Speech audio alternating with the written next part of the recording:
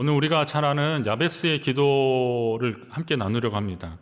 하나님께 기도했더니 그대로 응답받은 야베스의 기도 가운데는 우리가 그동안 깨닫지 못했던 풍성한 감사의 비결들이 있습니다.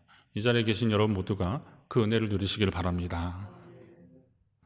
자, 이스라엘 백성들이 하나님을 떠나 살다가 정신을 차리고 이제 하나님 섬기려고 다짐하려고 그래서 성회로 미스바에서 모였는데, 블레셋 족속이 이스라엘 백성이 미스바에 모였다는 소식을 듣고 거기를 공격하면 이스라엘을 겁도 주고 또 크게 이길 것 같으니까 그들을 이제 치려고 몰려들었습니다. 자, 위기 상황입니다. 이때 백성이 사무엘에게 그런 부탁을 하는 거예요. 당신은 우리를 위하여 여호와께 쉬지 말고 부르짖어 우리를 블레셋 사람들에게 구원하게 하소서. 자, 쉬지 말고 부르짖어, 여기서 카라라는 동사를 사용하는 겁니다. 하나님께 우리를 위하여 쉬지 말고 부르짖어 달라고. 그랬더니 어떻게 했어요? 사무엘이 번제를 여호와께 드리고 이스라엘을 위하여 여호와께 부르짖음에, 여기에서 카라는 단어가 사용되는데 하나님이 응답하셨다. 그들을 구원하신다는 거예요. 자, 당장에 죽을 것 같으니까 그제서야 살려달라고 하나님께 부르짖는 그 뻔한 상황에서도 하나님은 응답하시는 하나님이십니다. 어떤 권사님 남편이 교회를 아주 통 안 나오셔서, 예전에 나오셨는데 이제 안 나오셔서 제가 찾아가서 여러 번 이제 권면도 하다가 이번 성탄절에 예배 좀 같이 좀 드리자고, 성탄절에 안 나오던 분들도 많이 나오시니까 그래서 한번 그렇게 드리자고 그랬어요. 그랬더니 그분이 그러시더라고요. 목사님, 제가 평소에 교회 안 다니다가 연말에 성탄절에 교회 나가면 하나님도 이상하게 생각할 거고, 그리고 성도들이 수군거릴 거래요. 왜요? 그랬더니 쟤는 교회 안 나오다가 꼭 밥 먹고 떡 줄 때만 나온다, 그런다는 거예요. 그래서 그 말, 이분 굉장히 양심이 있잖아요. 그래서 그런데 밥은 먹을 자격이 있다. 그 밥은 권사님이 하시기 때문에 집사님 나오셔서 그냥 같이 먹어도 된다. 자격 충분히 있습니다. 그리고 떡은 안 나온 분들한테도 나눠주는 게 떡이니까 나와서 받으면 나눠주는 수고를 덜 하는 거니까 나오셔도 된다고. 하여튼 제가 할 수 있는 말을 다 동원해가지고 그랬더니 그럼 제가 목사님 얼굴 봐서 한번 나가겠다고, 그래서 약속 꼭 지키시라고. 그런데 이분이요, 한 번이 아니라 그 이후로 교회를 잘 나오시더라고요. 너무 감사했어요. 근데 안타까운 거는 그분이 몸이 좀 안 좋아가지고 병원에 진료를 했는데 검사를 했더니 간암 말기라는 거예요. 그동안 몰랐어요. 그래서 너무 안타까운 거예요. 뭐 일하시느라고 이제 어울리고 술 한잔 하시고 막 그러다 보니까 내가 어떻게 교회를 나가, 그러면서 그냥 조금씩 끊고 그러다가 교회가 점점 멀어진 거예요. 그런데 그 성탄절 그날 예배 드리면서 다시 예배 드리고 또 성도들이 막 반가워해 주고 막 그러니까 신앙생활 잘하고, 그리고 그 간암 발견하고 나서 한 1년 넘게 치료를 하는 과정 속에서 그분의 믿음이 정말 깊어지더라고요. 자녀들, 뭐 며느리, 막 딸들 막 정말 애쓰면서 기도해 드리고, 그리고 또 복음을 제시하면서 다시 한번 확인하고, 그러면서 그분이 정말 주님께 가까이 가고 있구나라는 것을 많이 느꼈습니다. 제가 그분 찬송하는 가운데, 기도하는 가운데 하나님 앞에 보내드렸어요. 근데 나중에 생각해 보니까 그때 그렇게 안 나왔으면 그분이 그 구원의 감격을 확인하고 하나님 앞에 나아갈 수 있었을까? 우리의 생명은 누구든 다 장담할 수 없고 언제 갈지 모르지만 그때 그렇게라도 나왔었기 때문에 그가 하나님 앞에 믿음으로 나아가지 않았을까? 모양이 좀 빠지면 어떻습니까? 면목 없어도, 창피해도, 자존심 상해도 어려울 때 하나님을 부르지 않는다면 언제 하나님을 부르겠습니까? 이 시간 하나님을 부르기를 주저하는 분들, 그리고 혹시 여러분 주변에 아까 그 집사님처럼 그렇게 말씀하시는 분 있으면 가서 분명히 말씀하십시오. 그러니까 주님이 필요한 거라고. 평소에 주님이 우리에게 말씀하신 거 아니에요? 교회 공동체는 그렇게 온 분들을 따뜻하게 맞아줘야 되는 겁니다. 어떤 분이 그러시더라고요. 저도 예전에 한번 교회 갔었는데요, 저는 그 말 때문에 다시 교회 안 간다는 거예요. 왜요? 그랬더니 무슨 일이십니까? 그랬더니 그러시더라고요. 제가 교회 갔는데 어떤 사람이 약간 비웃으면서 네가 어쩐 일이냐 그러더래요. 근데 제가 생각해 봤을 때 그거는 그분을 싫어서 그렇게 말씀하신 건 아닌 것 같아요. 그냥 좀 만났는데 할 말은 없고 그냥 반갑긴 한데, 그래서 야, 네 어쩐 일이야? 뭐 이런 식으로 얘기한 거죠. 너가 교회를 다 왔다, 이렇게. 다음에 또 보자, 이런 말일 수도 있는데, 이분은 안 그래도 좀 그런 자격지심을 가지고 갔는데 하필 그때 그런 얘기를 들어버린 거예요. 그러니까 나는 교회에서 환영받지 못하는 사람이구나라는 거죠. 모양 좀 빠져도 면목 없어도 창피해서 자존심 상해도 그래도 뭔가 결핍 때문에 아니면 어떤 아쉬움 때문에 그렇게 나온 분들이 있고, 또 아니면 인생을 살다가 너무 허무해서, 제가 교회 앞집에 어떤 분 계속 전도했는데요, 그분은 정말 그 동네에서 부러울 게 없는 분이었습니다. 근데 어느 날 그분이 토요일에 그 사무실 통해서 누구 이렇게 우리 집사님 통해서 이렇게 같이 저를 면담을 신청하셨어요. 그래서 제가 봤더니, 목사님, 여자분이었는데요, 목사님, 제가 정말 아쉬울 거 하나도 없었는데 요즘 잠이 안 오고 허전하다는 거예요. 그리고 인생이 이렇게 슬퍼졌다는 거예요. 아니, 그분 정말 명절에요, 그 집 앞에 외제차로 그냥 과일들 이렇게 쫙 주는 사람들이 막 줄 쓴 집이거든요. 사회적으로는 성공했어요. 아쉬울 거 하나도 없는 분이에요. 그런데 그분이 밤에 잠이 안 온다는 거예요. 그리고 인생이 슬프다는 거예요. 허전하다는 거예요. 근데 평소에 그분하고 교제했던 우리 집사님이 부담을 팍 주셨어요. 우리 목사님한테 기도받으면 난다고 그런 거예요. 근데 귀등으로 들었는데, 예전에 뭐 그런 말 한두 번 들었겠습니까? 근데 어느 날 그 얘기를 딱 듣는데, 그래, 믿져야 본전이다, 한번 가자. 왜냐하면 제가 그분을 맨날 인사를 했거든요. 아침 저녁으로 계속 인사했거든요. 안녕하시냐고 막 이렇게 처음에는 쳐다도 안 보시는 걸 제가 손 들고 인사해요. 안녕하세요. 이렇게 출근하면서 인사하고, 또 꼭 그 집을 이렇게 한번 봤어요. 그 집이 2층 집인데 이렇게 내려다 보시거든요. 근데 그분이 저를 유심히 보셨던 분이에요. 새벽 기도 때 목사님 딱 정한 시간에 딱 나가는 그게 유심히 봤대요. 계속 인사하고 그러니까 이분이, 그래, 믿자야 본전이다, 얼굴이라도 한번 보러 가자 그랬는데, 그렇게 오신 거예요. 그날 이후로 그분이 예수님 영접하더라고요. 그리고 예배 생활을 계속 하시더라고요. 그런 분한테 당신이 어쩐 일이냐고 그러면 되겠습니까? 예전에 그분이 교회학교 여름 성경학교 할 때요, 시끄럽다고 경찰에 신고해가지고 경찰 막 출동하고 막 그랬던 거예요. 교회 건축할 때 구청에 민원 듣고 시청에다 막 해가지고 맨날 와서 단속하고 막 그랬던 분이에요. 제가 그분이 전도됐는데 어떤 분이 그래요. 목사님, 저 사람이 어떤 사람인지 알고 계십니까? 그러시더라고요. 모르겠어요. 잘 모른다고 그랬더니, 그 사람 때문에 우리 교회가 돈이 얼마나 들었는지 모른다고, 그 민원 해결하고 막 그러니라고 정말 힘들었다는 거예요. 그래서 제가 그랬어요. 그래서 그러면 그분 오지 마시라 그럴까요? 아니, 그건 아닌데 알고나 계시라고 그러더라고요. 그래서 그런 얘기 마음에만 두시라고. 마음에만 두요. 혹시나 그분이 안 그래도 그것 때문에 힘들었을 텐데 그렇게 왔으면 환영해주고 우리 한번 안아줘야 되는 거 아니겠습니까? 감사하게도 어떤 분들이 그분 옆에서 막 잘 오셨다고 그러니까 신앙생활 잘 하시게 됐어요. 예수님 말씀하시잖아요. 너희가 악할지라도 좋은 것을 자식에게 줄 줄 알거든. 하물며 하늘 아버지께서 구하는 자에게 성령을 주시지 않겠느냐. 여러분, 다른 것 아니라 성령으로 주시면 가장 좋은 것으로 주신 거 아니겠습니까? 하나님이 구하는 자에게 그렇게 좋은 것으로 주시겠다는 거예요. 기도에 대한 많은 이야기가 있지만 더 성숙한 기도를 드려야 하는 마땅한 이유가 많이 있습니다.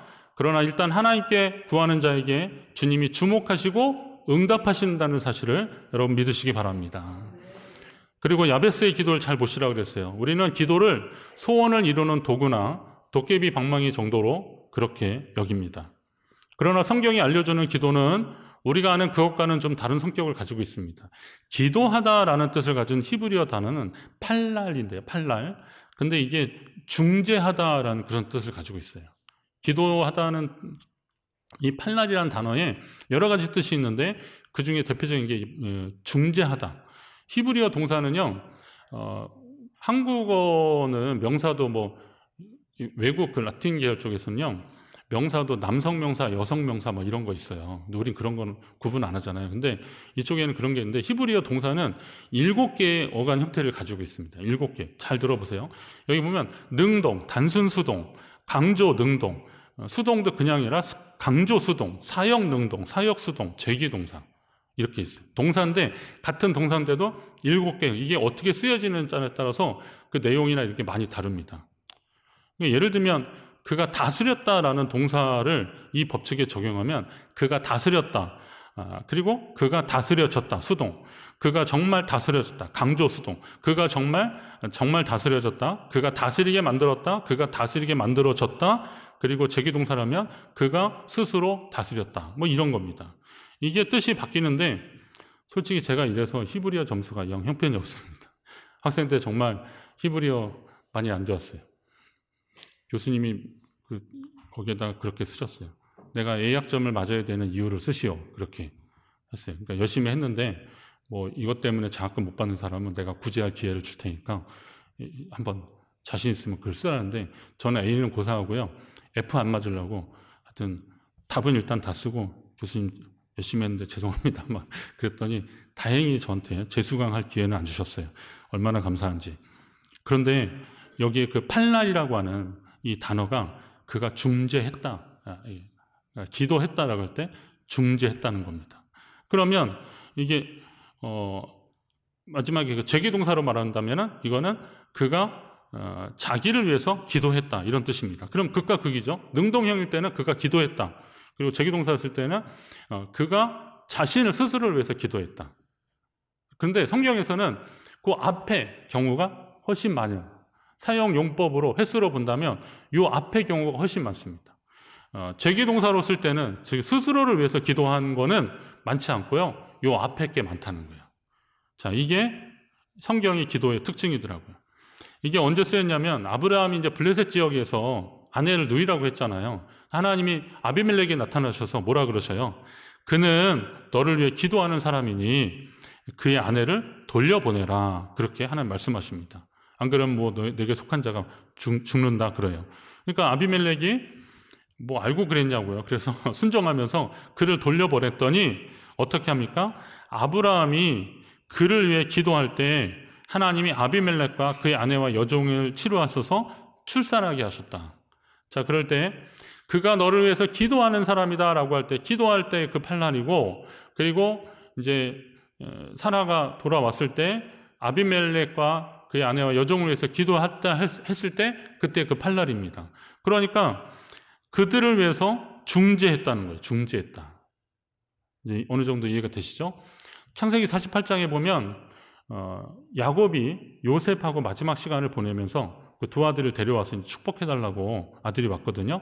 그때 야곱이 요셉에게 그동안에 그 묵혔던, 그러니까 다 말로 못했던 그런 이야기들을 하는 과정이 있습니다. 거기 보면 야곱이 그런 얘기를 해요. 내가 내 얼굴을 보리라고는 생각하지 못하였더니 하나님이 내게 내 자손까지 보게 하셨도다. 이렇게 말합니다. 자, 생각하지 못했다라고 할 때 사용된 단어가 이 팔날입니다. 그러면 생각하는 건 뭐예요? 그를 위해서 기도했다는 거예요. 그러니까 야곱이 지금 요셉에게 얘기한 거는 내가 너를 위해서 그동안 기도하지 못해서 미안하다는 거예요. 왜 기도 못한 거예요? 죽은 줄 알았으니까. 요셉이 죽은 줄 알았으니까 그를 위해서 기도하지 않은 거예요. 만약에 그가 살아있다는 소식만 들었으면, 실종됐다는 정도만 들었어도 하나님 그 생명 어디 있든 간에 그를 보호하시고 살려주시고 안전한 길로 인도해달라고 그렇게 기도했을 텐데 죽은 줄 알으니까 그를 위해서 기도하지 못했던 겁니다. 이 말은 우리에게 어떤 걸 주는지 아십니까?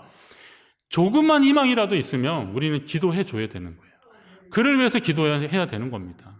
우리의 자녀들을 위해서, 남편을 위해서, 그리고 우리의 친척들, 이웃들, 형제들을 위해서 조그만 희망이라도 있으면, 한 가닥 희망이라도 있으면 기도해야 되는 거예요. 여러분, 그 기도를 포기하지 마시기 바랍니다. 야베스의 기도는 그 브루스 윌킨슨이라고 하는 그 작가에 의해서, 이분이 이제 성경 교사고 그리고 작가인데요. 제가 성경 준비하면서 자료 찾아보니까 2001년도에 우리나라에 이렇게 번역이 됐어요. 이게 많이 읽혀졌습니다. 야베스의 기도라는 노래도 있는 거 아시죠? 뭐 원컨대 주께서 뭐 이런 노래 있잖아요. 근데 이렇게 많이 불려졌어요. 그런데 여기에 내용이 보면 오늘 우리가 읽은 본문하고 조금 다른 내용 때문에 아마 더 우리 많은 성도님들이 더 눈이 머물지 않았나 하는 생각이 드는데, 거기 보면 이전 성경을 그냥 그대로 이제 인용을 한 거죠. 원컨대 주께서 내게 복에 복을 더하사, 이런 표현들이 나옵니다. 원컨대 주께서 내게 복에 복을 더하사. 우리 특히 한국인들은 복을 좋아하잖아요. 기독교인도 마찬가지잖아요. 그러니까 하나님이 복에 복을 더하사 나의 지경을 넓혀달라고 하니까 내 삶의 영역이 막 넓어지고 땅이 넓어지는 그런 기도라고 우리가 생각을 하는 겁니다. 저도 뭐 그 당시에 책을 읽었습니다. 근데 오늘 우리가 읽은 개역 개정판 성경으로 보면 약간 그거 좀 다르네라는 것이 있는데 오늘 읽은 말씀에 뭐라고 되어 있어요? 주께서 내게 복을 주시려거든 이라고 되어 있습니다. 아니 예전에는 복에 복을 더하사 그랬는데 복을 주시려거든 그럽니다. 아니 이런 건방진 아니 주려면 주시고 말려면 말고 이렇게 말하는 것 같은 느낌이 막 있어요. 이상하더라고요. 그래서 제가 이 부분을 좀 더 잘 봤어요. 그런데 야베스는 우리가 흔히 생각하는 대로 복에 복을 달라는 기도를 한 게 아니더라고요. 하나님이 내게 복을 주시려거든 이게 복을 주시면 좋고 아니면 할 수 없다 이런 태도가 아닙니다. 하나님이 제게 복을 주신다면 그거는 그만한 이유가 있을 것입니다 라는 거죠. 그래서 하나님 제게 복을 주신다면 저는 제 자신을 위해서가 아니라 하나님이 뜻 가운데 살라고 주시는 줄 믿고 그렇게 살겠습니다. 그러니 나의 지역을 좀 넓혀주시고 주의 손으로 나를 도우셔서 환난을 벗어나 근심이 없게 해달라고 그렇게 하나님께 구하기 시작하는 겁니다. 참 욕심이 없는 겸손하고 참 소박한 기도 야베스가 오늘 하고 있는 겁니다. 야베스가 그렇게 기도하게 된 이유를 우리는 오늘 읽지 않았는데요. 9절 말씀을 통해서 짐작할 수 있습니다. 9절에 뭐라고 되어 있어요? 야베스는 그의 형제보다 귀중한 자라 그랬어요. 형제보다 귀중한 자라. 그의 어머니가 이름하여 이르되 야베스라 하였는데 이름을 지어서 야베스라 했는데 이는 내가 수고로이 낳았다 함이었더라. 그렇게 기록해 됐어요. 자, 야베스가 어떤 사람인지 뭐 그의 행적이 다른 성경에 계속 다 나온 게 아니기 때문에 야베스가 누군지는 혹시 잘 모릅니다. 다만 그냥 역대상 4장 기록을 보면 그냥 유다 지파의 한 사람 정도다라고 그렇게 볼 수 있는데 근데 그의 어머니가 분명한 것은 그를 낳을 때 많이 고생했다라는 사실을 알 수 있습니다. 얼마나 고생했는지 이게 수고로이 할 때 사용된 단어가 오체부란 단어인데 이 단어의 원형은 명사형은 아차부라는 단어입니다. 아차부. 이게 뭐냐면 고통, 슬픔, 괴로움 이런 것이 아차부인데 이 아차부의 그러니까 야베스가 사실은 우리가 읽어서 그렇죠. 이렇게 우리 발음으로 읽어서 그렇지 이게 그 말이에요. 야베스가 아차부란 말입니다. 예. 그러면 아들을 낳았으면 기뻐하고 좋아해야 되는데 왜 고통이라고 슬픔이라고 그랬을까요? 이유가 있지 않을까요? 아마 거기에는 사연이 있었을 겁니다. 그런데도 그가 그의 형제들보다 귀중한 자다라고 했다면 어쩌면 야베스는 그의 집에서 아픈 손가락 같은 존재였지 않았을까. 예. 어떤 의미인지 아실 것입니다. 전에 그 이웃 교회에 목사님이 이제 사모님 둘째를 가졌는데 예정일보다 조금 빨리 병원에 간다고 막 몸이 안 좋아서 갔어요. 갔는데 아이를 낳았는데 이 아이가 숨을 쉬지 않는다는 겁니다.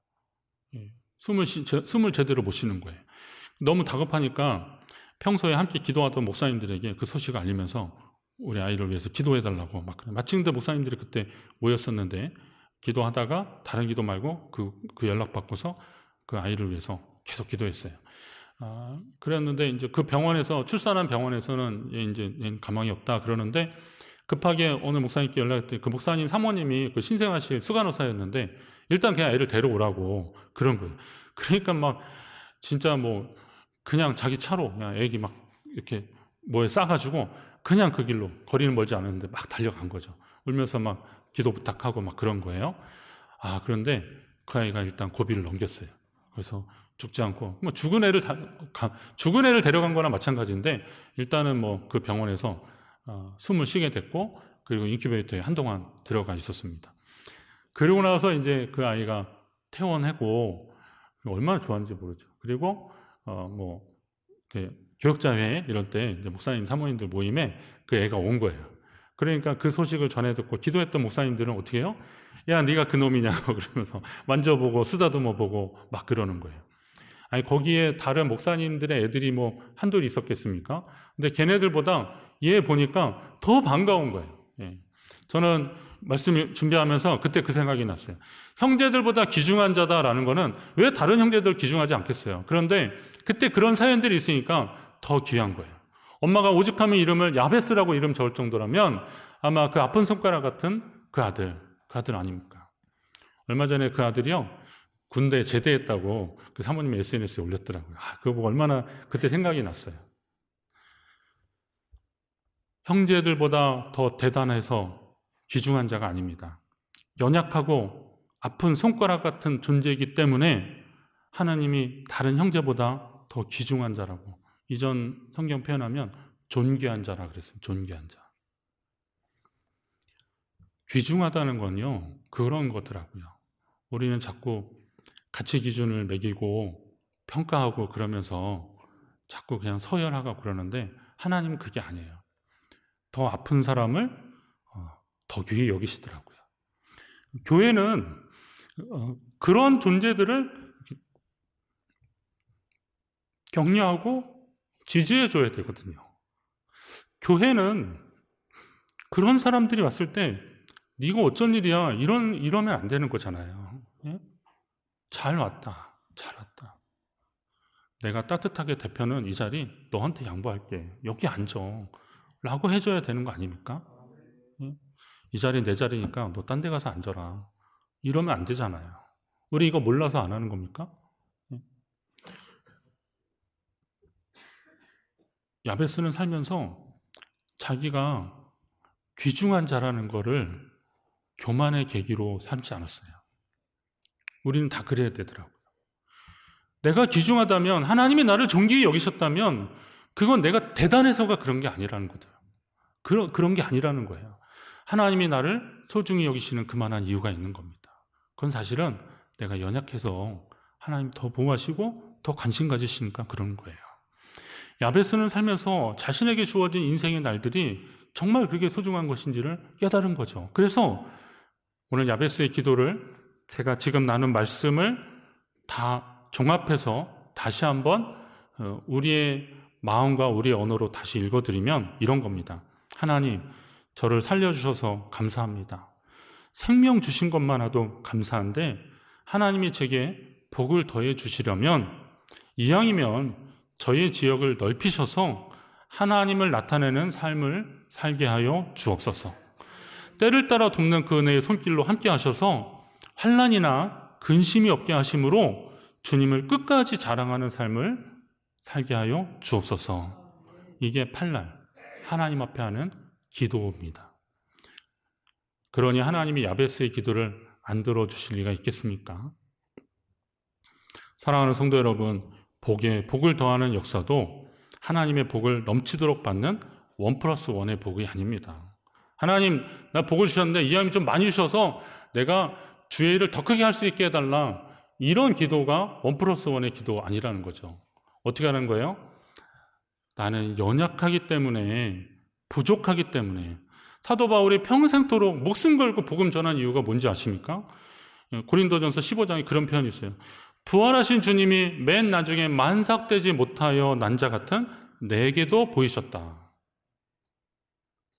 바울이 어떤 사람이었어요? 예수님 핍박했던 사람이죠. 부인하고 믿는 사람 핍박하고 옥에 가두고 죽이고 스데반 순교할 때 그 옆에 있었고 같이 있었던 사람이거든요. 그랬던 사람인데 내가 왜 나를 핍박하느냐, 주님, 부활하신 주님이 그를 만나주시고 그러면서 그랬던 정말 죄인 중에 괴수였던 나를 주님이 나를 구원해 주시고 그리고 주의 제자 삼아 주셨으니 평생토록 주를 위해 살겠노라 라고 하면서 이 마음을 가지고 주를 위해 살아갔던 겁니다. 그럼 오늘 우리도 마찬가지 아닙니까? 우리는 연약한 자들인데 예수 그리스도 십자가 보혈로 하나님의 자녀 되었다면 그 구원의 복음이 전해지는 것을 위해서 우리는 더 열심히 살아야 되는 겁니다. 많은 영혼이 주님께 돌아오는 것을 바라보는 복이 진짜 복이라는 겁니다. 하나님이 우리를 부르신 목적을 알고 우리를 통해서 영광 받으실 주님으로 인해서 감사하시는 진정한 감사자가 되시기를 주의 이름으로 축원합니다.